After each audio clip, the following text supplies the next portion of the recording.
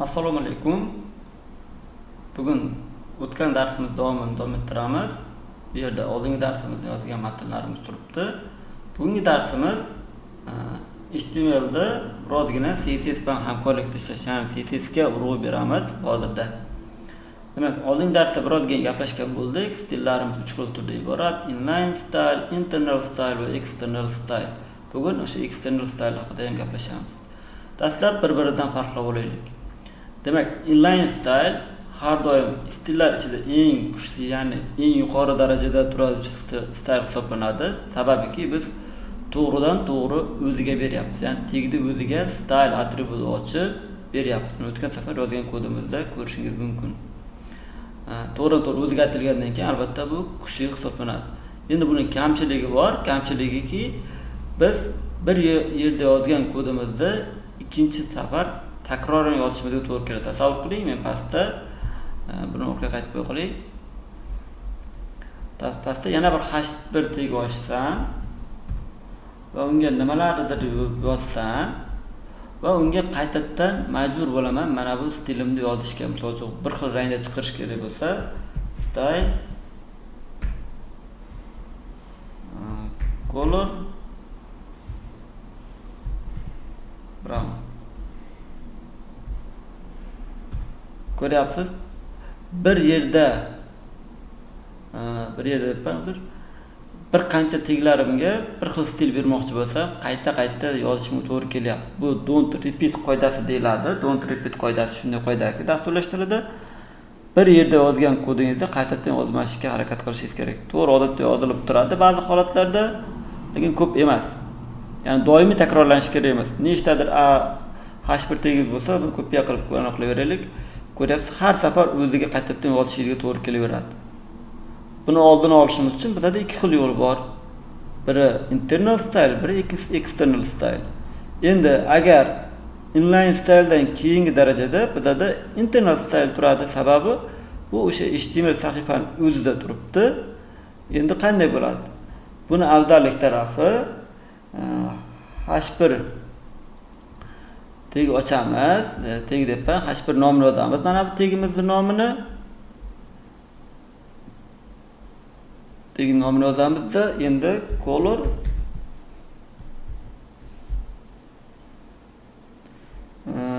sochun mana bu rangda chiqsa tanlasak, ko'ryapsiz, ekranda hech qanday o'zgarish bo'lmadi. Ya'ni h1larimiz o'zgarmadi.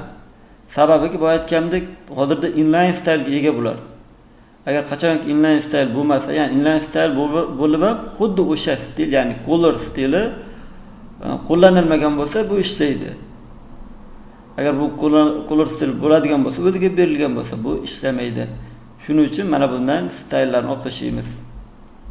Endi barchasidan ko'ryapsiz, mana o'zgarishni boshladi.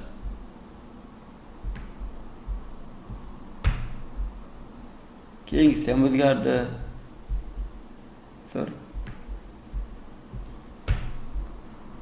Bundan keyingisi ham o'zgardi mana. Keyingisi ham o'zgardi. Xullas, ko'rib sahifamizda nechta h1 bo'lishidan qat'iy nazar hammasini stili bitta joydan ketyapti. Mana bu joydan. Bu o'sha o'zimizda takrorlamaslikda don't repeat qoidasi bo'yicha ishlayotganimizni bildiradi. Chunki bitta joyda kod yozdik, nechta joyda qo'llagan bo'lsak h1da hammasida bir xil natijaga erishyapmiz. Bu juda ham yaxshi natija. Endi inline style bilan yana bir farqni aytadigan bo'lsak, inline style qanchalik kod kattalashgan sari buni topib o'zgartirishimiz, ya'ni o'qishimiz juda ham qiyinlashadi. Bu minus taraflari. To'g'ri, plus tarafi bittagina o'sha qolgan stillarga qaraganda kuchliroqligi. Lekin orasida ozmoz ishlatilib turadi. Endi internal style aytadigan bo'lsak, internal style bu yaxshi tarafi, biz bitta joyda kod yozamiz, nechta h1, nechta teglarimizga ishlatish kerak bo'lsa, hamma joyda bitta joyda ishlab ketaveradi. Yaxshi taraf. Prosta yomon tarafi bor buni. Yomon taraf shundaki, qanchalik HTML, ya'ni body tagimiz hozirda HTML taglar uchun mo'ljallangan. Head tag style esa CSS uchun mo'ljallangan, ya'ni stillar uchun mo'ljallangan. qanchalik HTML kattalashib boraversa, bu ham shunchalik kattalashib boraveradi. Natijada bizning HTML sahifamiz juda ham kattalashib ketadi, og'irlashib ketadi, o'qish qiyin bo'lib ketadi. Brauzerlar uni ochish qiyinlashadi, sekinlashib qoladi. Xuddi internet sekinlashganda, saytlarni ochirish qiyinlashganda, bu ham shunaqa holatlarga kelib tushib qolishi mumkin. O'shanaqa holatni oldini olish uchun biz eng to'g'ri yo'li, uchinchi yo'l external styledan foydalanamiz. Bu alohida fayl ochish bo'ladi. Qanaqa ochamiz? Buni misol uchun new file bosamiz. Bunda ham istalgan nom, misol uchun style.css. Demak, istalgan nom, lekin .css qo'yish majburiy. Buni hech qanday shablon yo'q, to'g'ri-to'g'ri yozib ketaveramiz. Endi qanday qilamiz? Mana bu yerdan men mana bu H1 dagi stillarni kesib olaman. Xuddi mana bu stylga yozilgan bilan bir xil yozilaveradi. Bu yoqqa qo'yib qo'yaman, mana H1 ni qo'yamiz. Buni ham chiroyliroq holatga keltirib qo'yaylik. Bo'ldi. Endi bu yoqda ishlamadiki deyishingiz mumkin. Ishlashi uchun bu CSS faylimizni indeksga bog'lab qo'yishimiz kerak bo'ladi.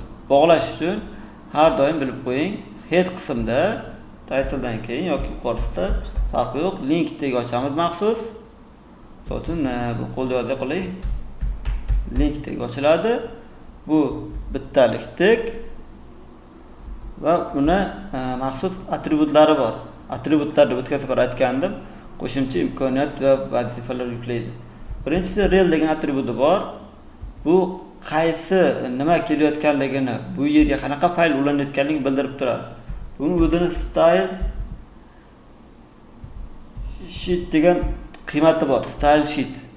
Rel style sheet stillardan iborat jadval kelayotganini bildiradi va href degan atributi ham bor.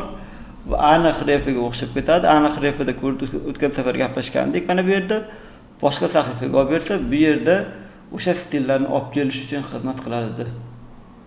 Demak, bu manzilni berib qo'yishimiz kerak. style.css. Ana endi qarang, mana ishlayapti. Va buni endi internal style bilan external style farqini aytadigan bo'lsak,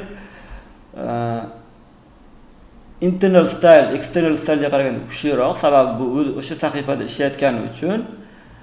Lekin kamchiligi qanchalik HTML tagga tarib ketsa, shunchalik CSS, ya'ni mana bu qismimiz ham kattalashib ketadi. Bizning sahifamiz qiyinlashtiraveradi.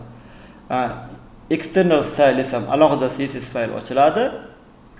O'sha yerga yoziladi. Qanchalik HTMLimiz kattarsa, bu faylimiz xuddi shu yerda kattalashadi. HTML faylimizni ortiqcha kattalashda saqlanib qoladi.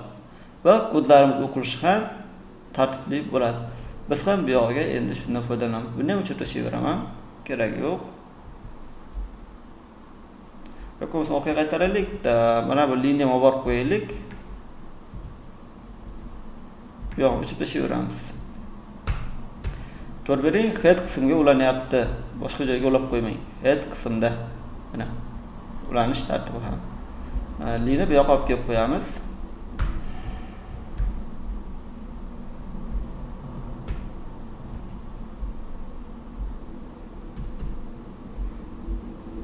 Mana qarang, hammasi o'z joyida ishlayapti.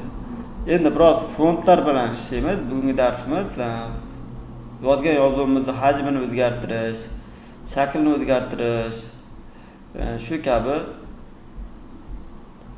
rangini gaplashdik o'tgan safar. So'zimizni o'zgartirib ko'ramiz. Demak, bu yerda mana bu yerda yozamiz, H1 ga davom ettiramiz. Yozgan so'zimizni hajmini o'zgartirish uchun font size degani bor mana. Font size va u bu yerda o'zining qanaqadir turlari bor, large, medium, small farqi yo'q. Biz undan foydalanmaymiz. Biz o'zimiz kiritamiz. Misol uchun 40 deb yozamiz. Keyin px degan maxsus o'lchami bor. 40 piksel. O'lcha bilinmadi. 60 qilsak, ko'ryapsiz, hashtaglarimiz ancha kattalashib ketyapti o'zi. Ko'rdingiz, ancha kattalashganini ko'ryapsiz. Bu piksel deb o'qiladi. Oldindagisi uning qiymati.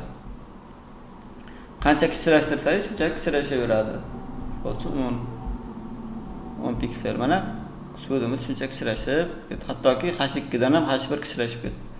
Shu tartibda biz HTML taklarini o'zini vazifasi, o'tgan darsda aytganimdek, bizani so'zlarimiz, matnlarimiz, kontentlarimiz ekranga qanday chiqarib berishni o'z vazifasi olgan bo'lsa, o'sha vazifalarni biz CSS yordamida o'zgartirishimiz mumkin ekan. Bundan tashqari uni shriftini o'zgartirishimiz mumkin. Bu font family deb ataladi.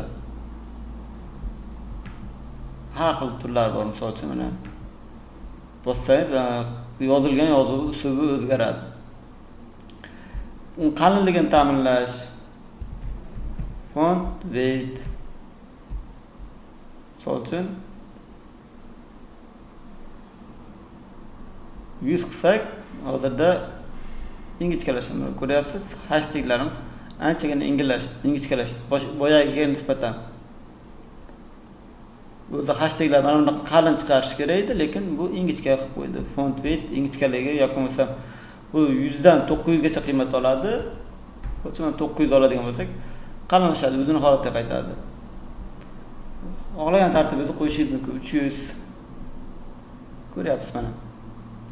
Demak, rang berish shu holatda beriladi.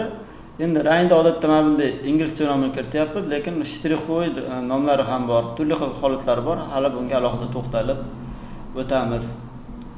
Endi backgroundni o'zgartirish, ya'ni orqa fonning rangini o'zgartirish. Bu rang tagida yozib qo'ya qolaylik. Background color. Bu yerda mana qarang, rangning nomi turibdi. Bu yerda uni shtrixdagi formatdagi nomi turibdi o'zi ham. Yozilishi reshitka bilan mana bu qiymatda yoziladi. Bu inglizcha nomi. Ko'ryapsiz, mana bu yozuvda orqa fonni, ya'ni orqa tarafdagi rangini o'zgartirib beradi. Background color.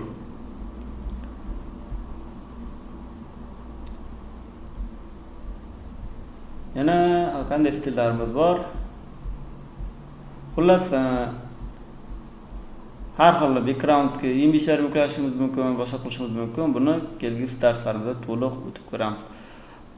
Xullas, HTML bilan hosil qilgan matnlarimizni CSS bilan unga ishlov berishimiz mumkin ekan va CSS ni HTMLimizga mana bu tartibda ulab olishimiz kerak bo'lar ekan.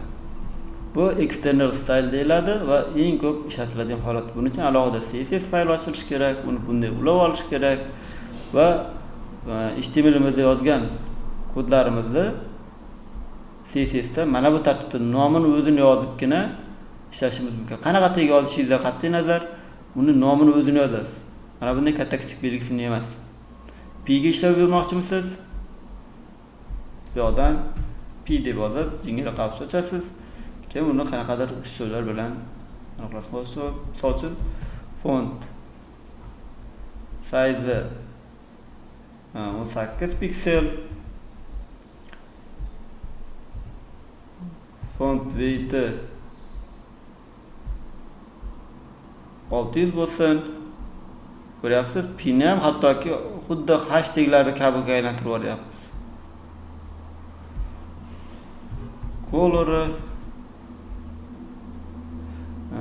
Color oq bo'lsin deylik, oqqa yaqinroq bo'lsa.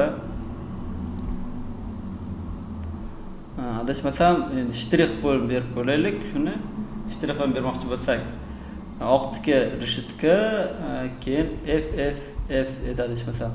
6 ta F. Jami shtrix kodlari 6 talik bo'ladi. Reshitka bilan 6 ta belgi. Mana oq rang. Endi hozir P ko'rinmay qoldi, sababi oq rangda bo'lgani uchun. Endi orqa fonni o'zgartiramiz. Background color. Endi qora rang adashmasam 0 dan 9 gacha edi. Lekin sizda bir xil ranglar bo'ladigan bo'lsa, ya'ni shtrix kodi bir xil ketadigan bo'lsa, uni 6 ta emas, 3 tasini olsangiz bo'ladi. Misol uchun mana bunda F emas, misol uchun 0 jami aytaylik 6 ta 0 bo'ladigan bo'lsa, shuni 3 tasini olsangiz kifoya qiladi. Ya'ni buning uchun hammasi bir xil bo'lishi kerak. 3 tasini olsangiz kifoya qiladi. Mana ishlayapti orqa fonimizda. Xullas, CSS ga ham qisman kirishimiz tushunarli bo'ldi degan umiddaman. Ko'proq o'zingiz mashq qilib, sinab ko'ring. Hammaga rahmat. Sog' bo'ling sizlar.